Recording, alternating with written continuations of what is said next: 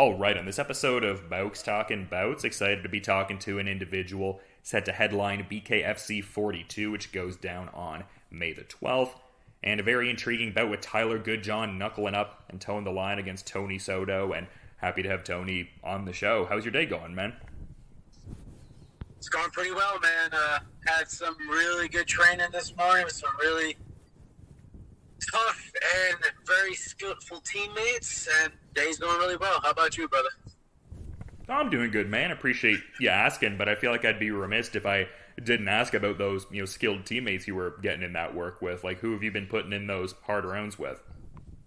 You got me and Truck and Carson. I know you guys are very familiar with Truck and Carson and his battle with Ryan Riley. We also got Ryan Jett. He's a BYB fighter. He's also a another really explosive fighter. Very skillful, great hands. You got Jeff Henry, another really good local fighter.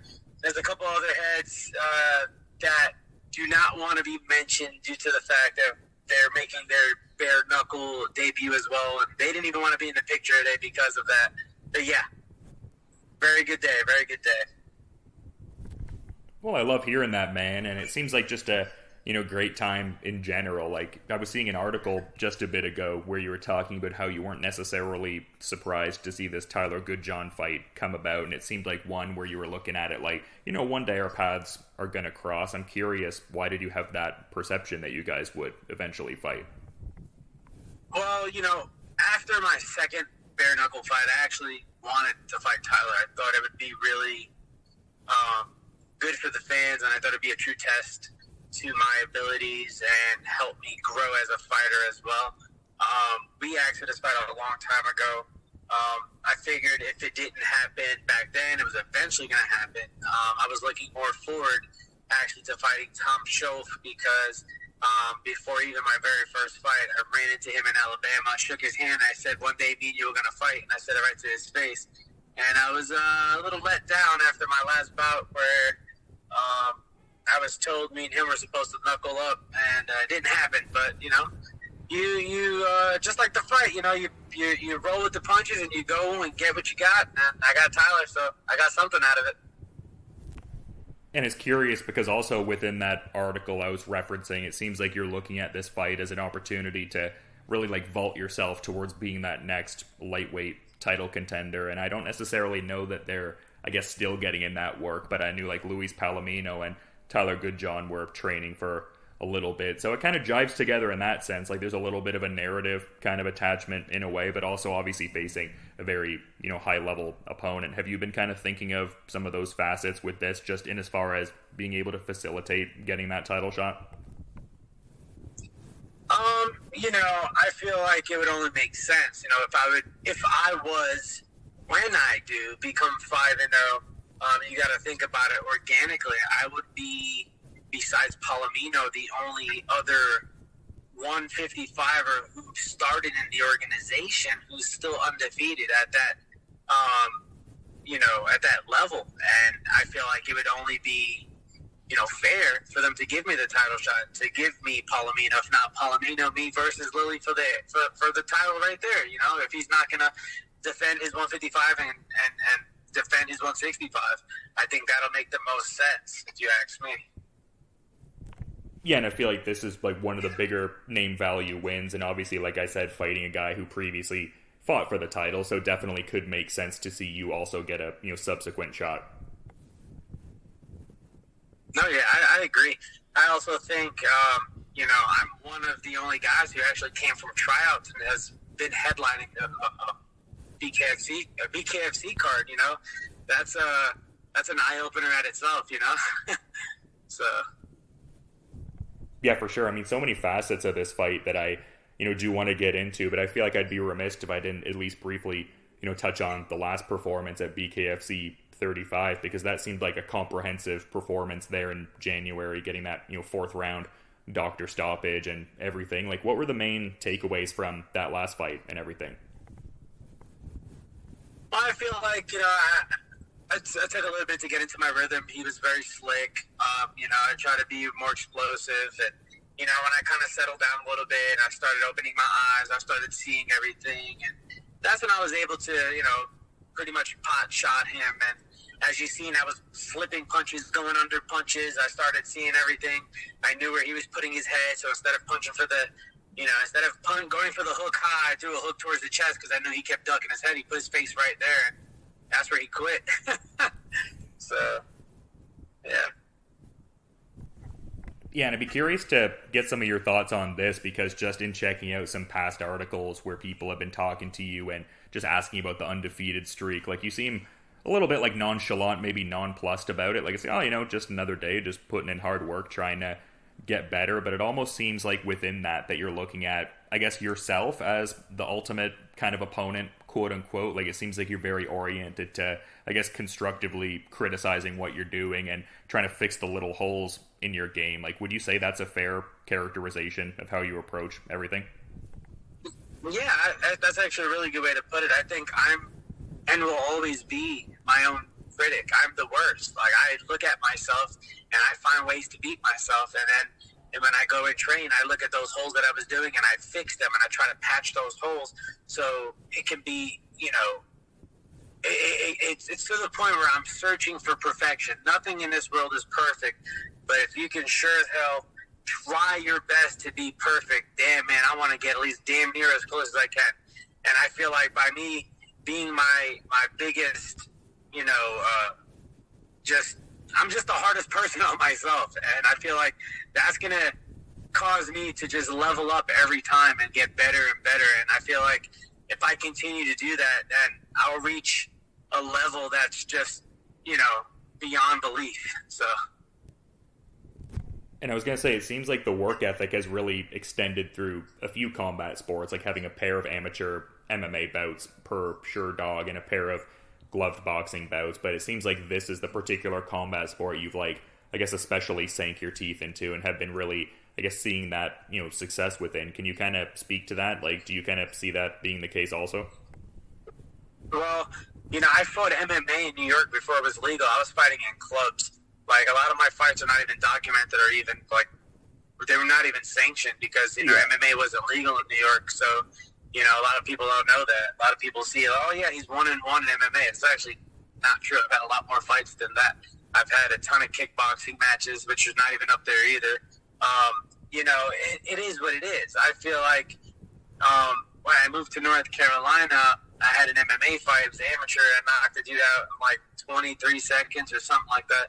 And then I went with a long period of backouts. It was over a year and a half of people backing out, literally showing up, making weight, people not coming to the weigh-ins, people backing out the week of, people backing out the day before. So I was like, this is ridiculous. I'm trying to go pro here. So I found, like, a loophole, which was pro boxing. If you want to become a professional fighter, the quickest way to do it is through boxing. You can be a bum off the fucking street and hop in the ring. So I went in and, I went into some glove boxing. I fell in love with it. And, naturally, I'm a striker, even though I do love jiu-jitsu and clinching. But, I fell into it. And then I heard about some bare-knuckle tryouts in Alabama. I looked into the bare-knuckle. I'm like, these guys are getting paid for what I did for free at home. Like, this is fucking ridiculous. I was like, this is fucking ridiculous. I got to try this. This is, like, has me written all over it. I went to tryouts.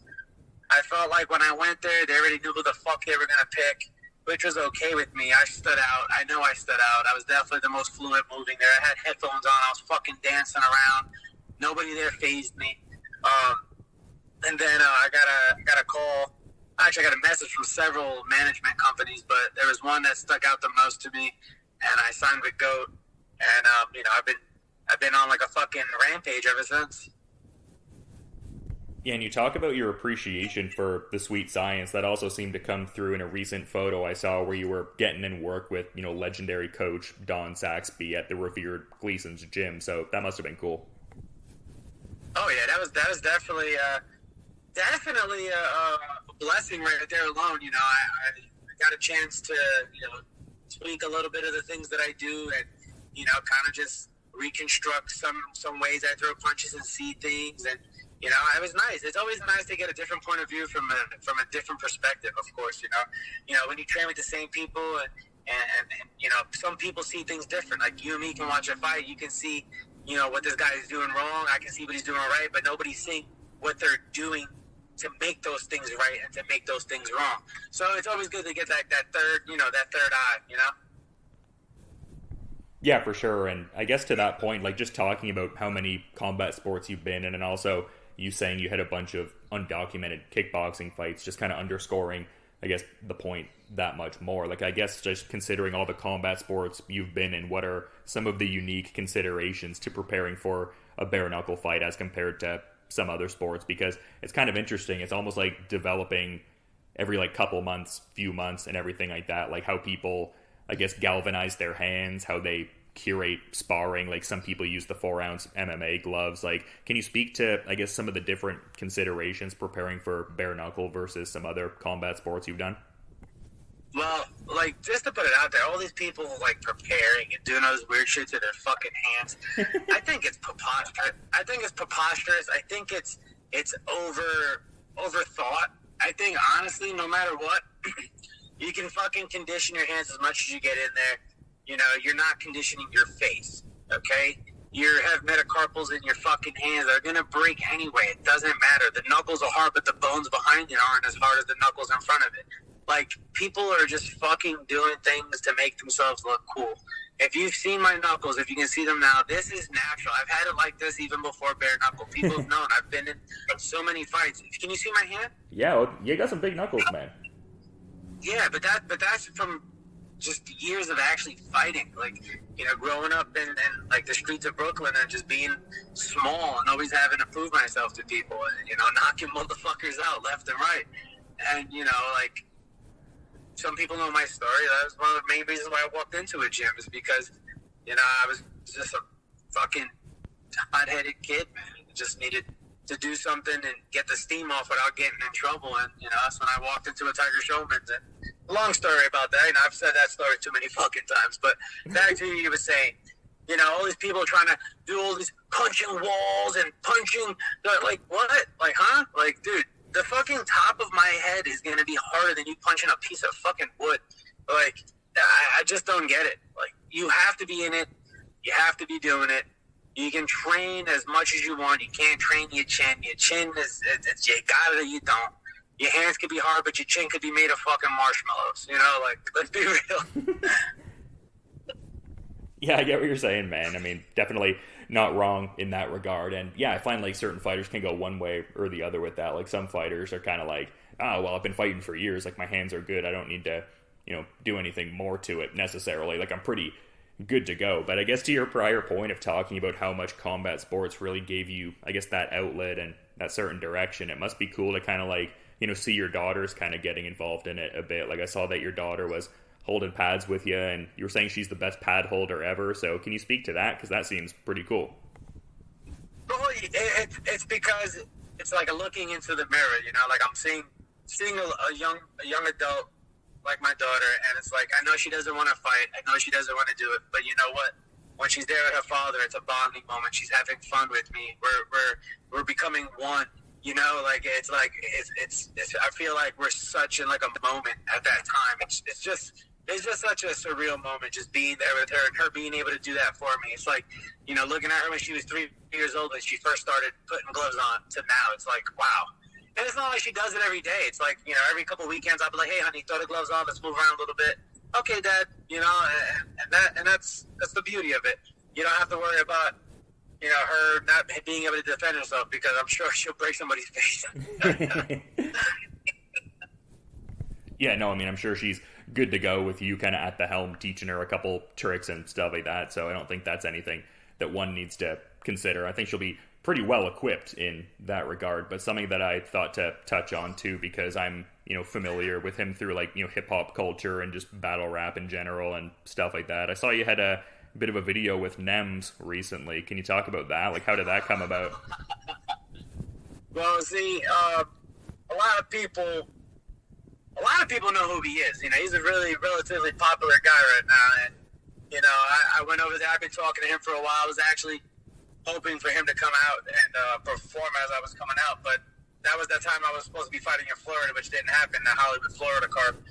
But, Yeah, I went there and told him who I was fighting, and he was like, "Yeah, let's do a fucking video. Fuck that guy." And I was like, "Fuck yeah!" So, we did a video, and then I tagged old Tyler in it, and then the shit that really got to me was, like, it's good to go back and forth, but don't contradict yourself. Like, he's over here, he has a video because technically he still has not signed his contract. It's true, he has still technically not signed his contract. Okay, but we all know he's broke, so he's gonna sign it. Long story short, he does a video with Palomino guaranteeing, "Oh, we're going to sign it, everything's going to happen, oh, blah, blah, blah," like speaking for him as if he's his fucking father, and then having Tyler sit right there like, "Yeah, I'm going to come for you," and they're like, "Okay, bro, like, cool story."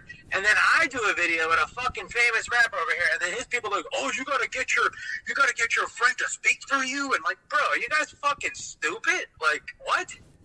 Like, you guys make no fucking sense. Like, I just thought it was weird. Like, what's good for the goose is not good for the gander sometimes, I guess, right?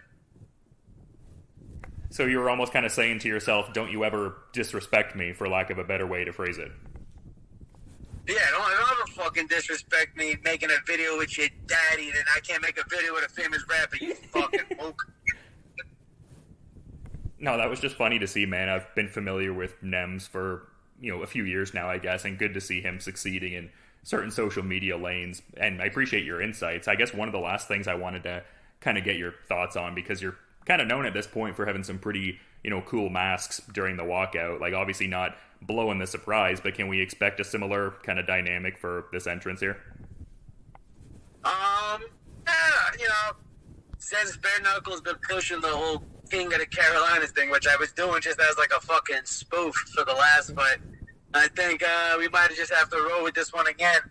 The outfit's gonna look nice, but yeah, I'm going in here, and that's the thing, man. Like, I'm happy to even be here. I'm just happy to be doing what is a side job. This is like, people don't get it. This is some people's lives, and people live. This is my fucking hobby. Ain't that some shit? That's some shit. That's some shit. This is people's lives. They pour into everything. This is my fucking side gig. This is a part-time job. This is like something I do, like cutting grass on the weekend.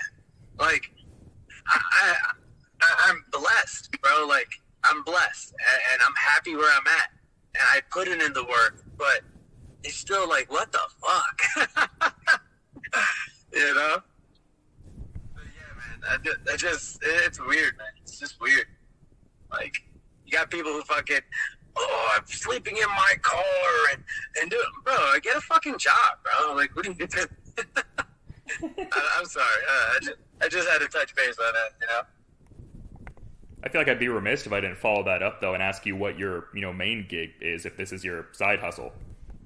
Oh, I'm a correction officer, full-time correction officer, man. I've been a correction officer almost 8 years now.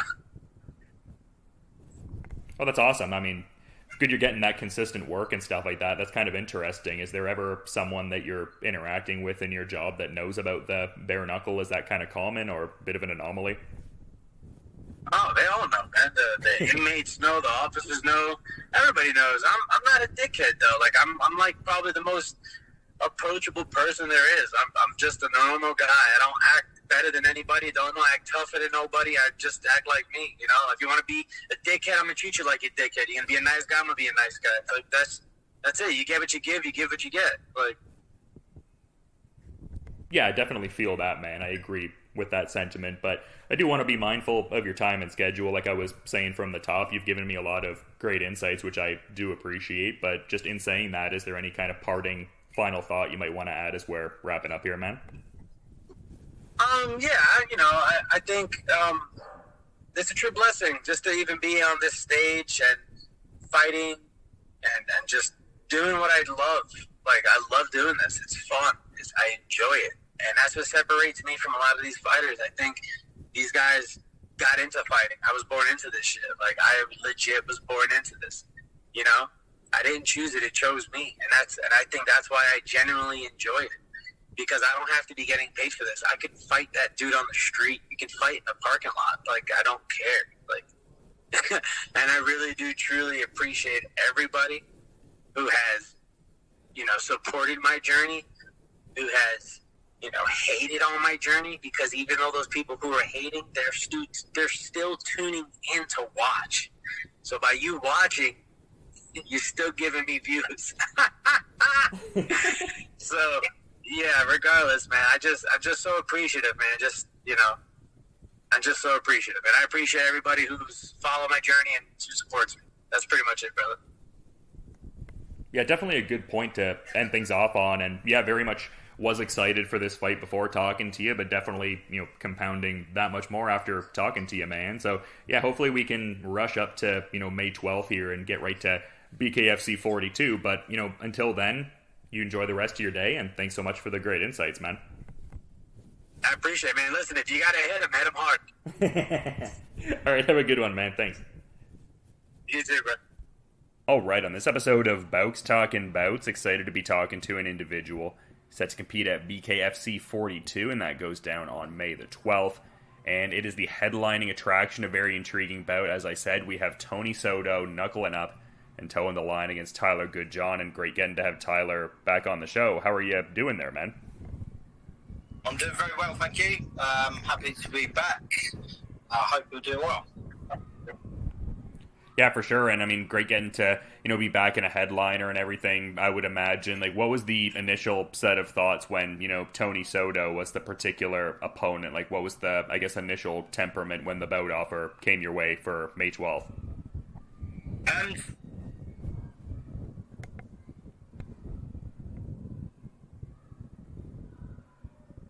What's going down with this fight with Tony Soto, and then the next we're headlining in South Carolina. So, yeah, this is this is because of me.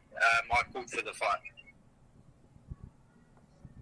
And was this a guy at all on your radar at all prior to this? It seems like there's been a bit of banter that's kind of been, ramped up with you guys as this bout offer has kind of, been locked in and stuff like that. Like, has there been a bit of history with you guys? Like, how would you, describe that dynamic? Like, it seems like there's a bit of banter at the very least. Like, how would you, describe all of that?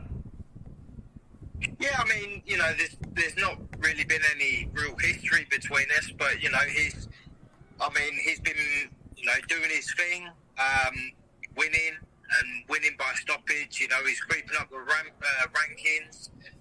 So for me, anyone who's making a bit of noise, I want to take him on. Look, at the end of the day, like I say, the guy's got some wins on his record, stoppages and everything else, but he hasn't fought anyone with, any real reputation yet. So we're going to find out what he's all about, and, I'm going to welcome him to the big leagues of BKFC.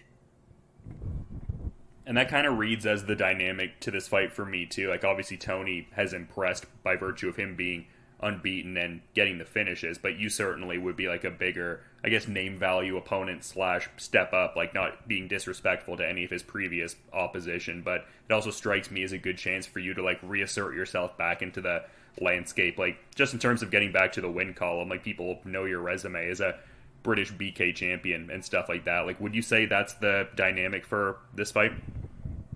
Yeah, 100%. I was actually meant to be fighting on the Del Rey a few weeks back that got cancelled. A few opponents got chucked at me, and it was like, my management and everyone wanted me to have a little bit of a comeback fight, a little, easy fight to get back into. And I'll be honest with you, at this point in my career, those fights do not interest me, they just don't interest me. To keep motivated and keep training the way I do, I want to be in legitimate fights against people that are going to come and have a go. That's why, I contacted BKFC and said, look, this guy's 4-0. It's time he stepped up and stopped fighting debutants. And, yeah, coming at it with a real fire in BKFC. So, it's his chance to obviously impress on the big stage and show that he's the real deal, and it's a chance for me to, get back in the winning column, like you say, and then get back into title contention. Yeah, and I mean, even that being said, I don't think you're necessarily that far off from that. Like, even in the context of talking about, getting back to the win column, like, I mean, you were in there with a guy like Luis Palomino, who's like the number one pound for pound fighter in the sport, obviously, and then the last time out, a relatively, I would say, competitive fight against James Lilly. Like, sometimes the unanimous decision tag kind of paints a certain picture, but definitely was a competitive outing in that context, and he's obviously very highly rated in the weight category, so it doesn't seem like you've really like lost a great deal of traction, at least in like title contention kind of sense. Like, do you also kind of feel that, like, not resting on any laurels, like you want to get back to it and stuff like that, but it doesn't feel like they're damaging losses, quote unquote? No, I mean, they're against the pound for pound number one and the number one ranked at 155. So I mean, it's not like I've lost to nobody's, but like I say, yeah, it's I want to get back in the title contention as quick as possible.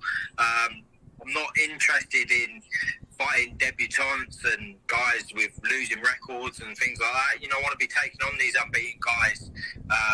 It puts a pep in my step in training to know I'm going up against these guys that are trying to make waves. And yeah, it's an interesting fight. It's a great fight. Like I say, it's a massive opportunity for Tony. As much.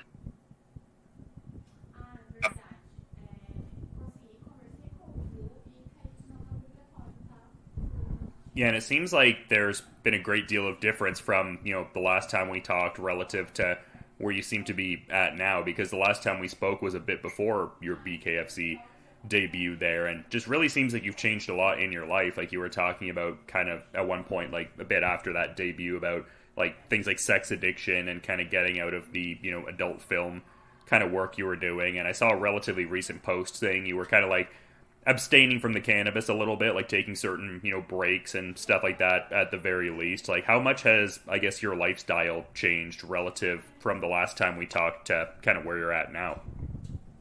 I mean, to be honest, I've done the complete 360. I mean, I'll be the first one to say, look, I was in a bit of a tailspin. I mean, what people will have to realise with my BKFC debut, I come over in the middle of the pandemic, I had to quarantine in a different country to get into the US. I couldn't take any type of training team with me. I mean, I've done it all off my own back. Do you know what I mean? And I was going through a hell of a lot in my personal life. I don't want to make excuses and all that kind of stuff, because at the end of the day, I still got it done. But I was going through a hell of a lot in my personal life, and yeah, it was like I say, it was a bit of a tailspin, really.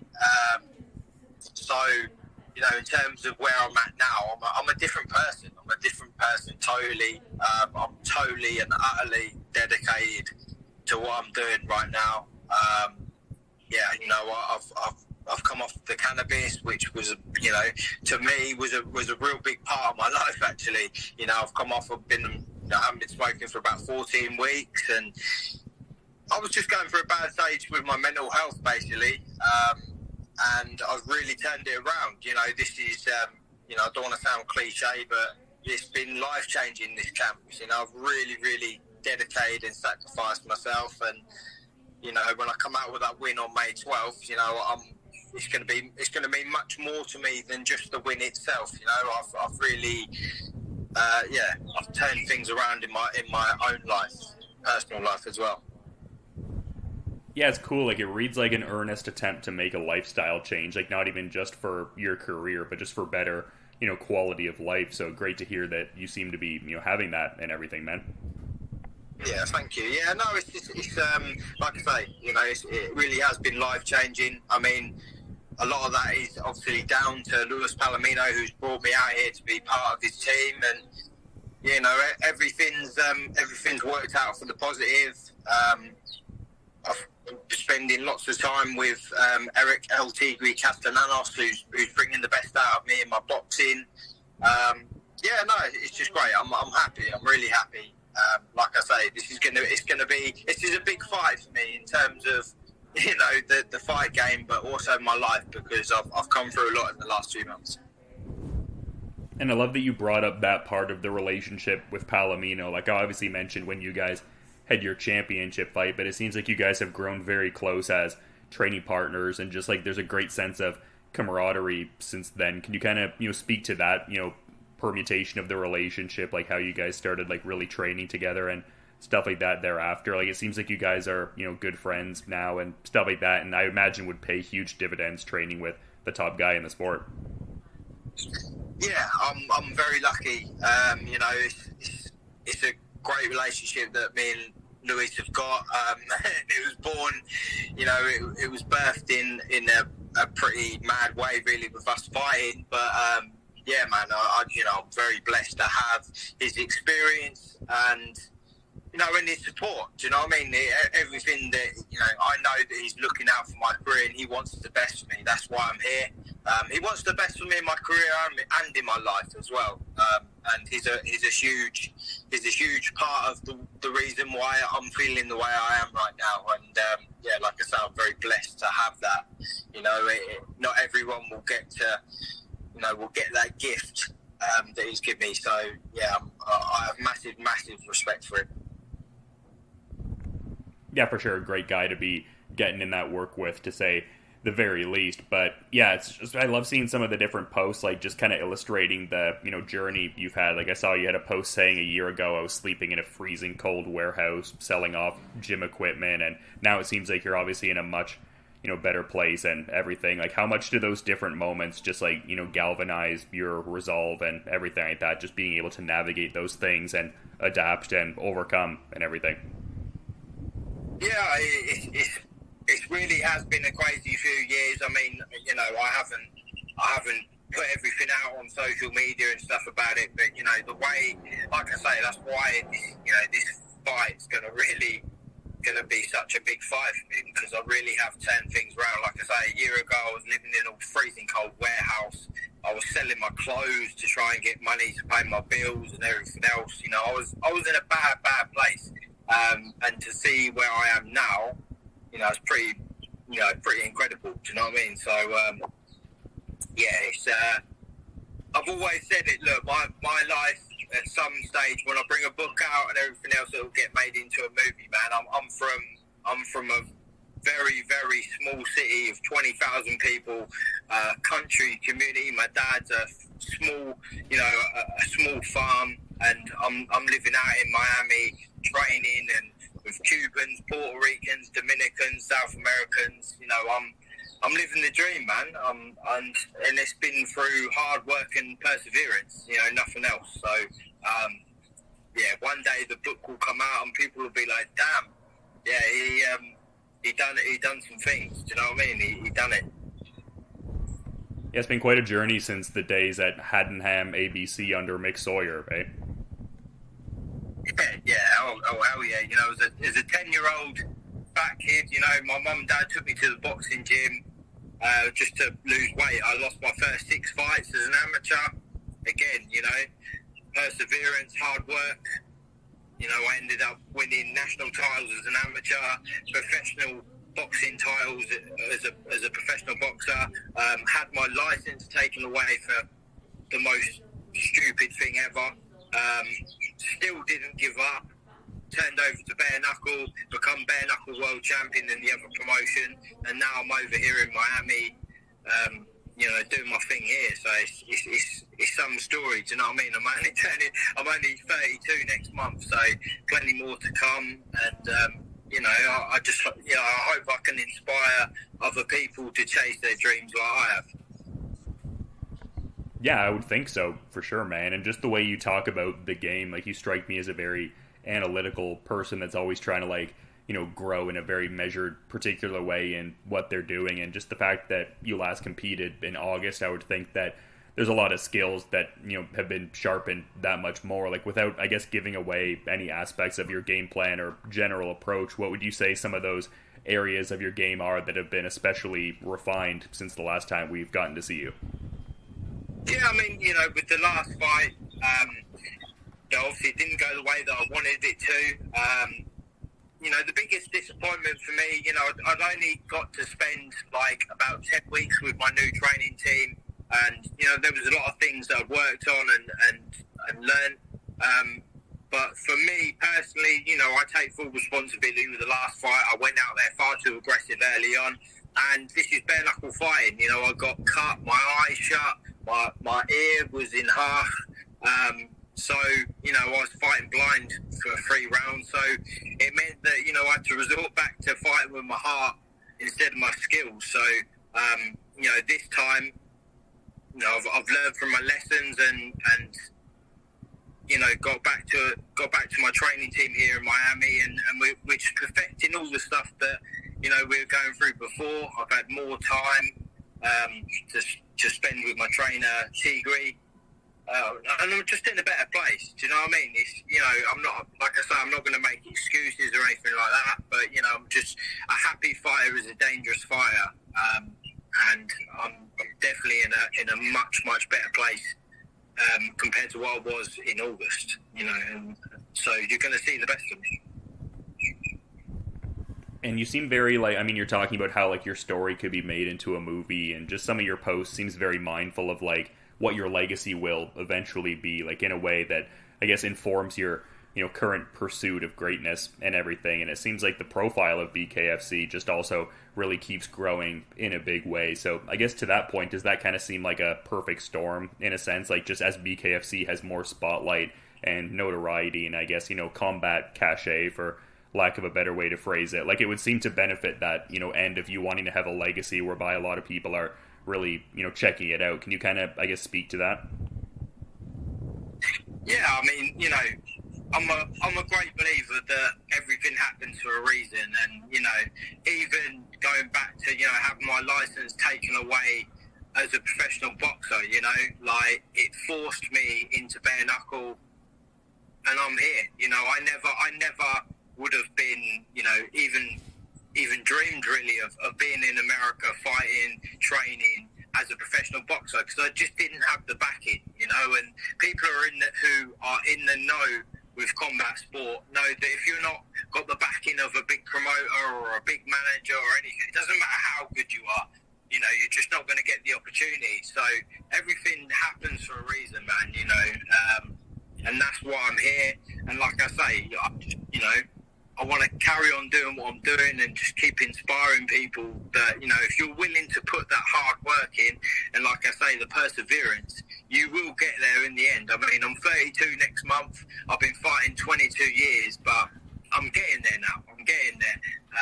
You know, I've just had to grit my teeth and get on with it, you know, and yeah, man, I'm here, you know.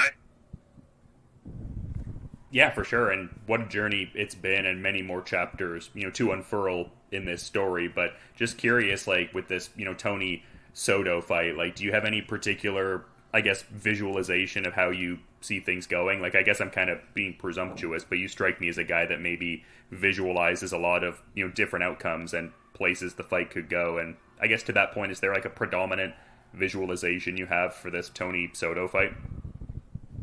Yeah, I mean, you know, we actually had a bit of a few words yesterday on social media, and he said to me, oh, you think I'm going to be a walk in the park? And look, I've been a professional fighter for 13 years. I don't, you know, I expect the very best version of Tony Soto on May 12th. And like I said to him, if you're not the best version of yourself, you're going to get chewed up and you're going to get spat out, because I've been born in adversity, man. I really have. You know, my whole career, my whole fight career, I've been up against it.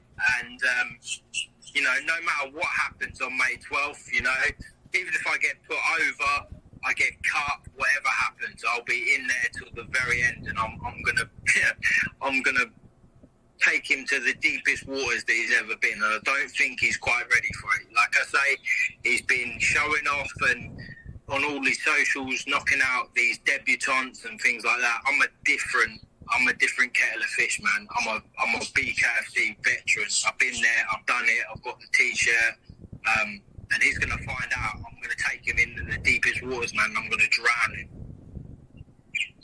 I was going to say, speaking of getting the t-shirt, it seems like you're rocking the bare knuckle Viking shirt there. Where can people grab that t-shirt? Do you know what? Someone actually made this for me, but yeah, I will put it out, because I said that, look, there'll be people that will want this t-shirt. It's a cool t-shirt as well.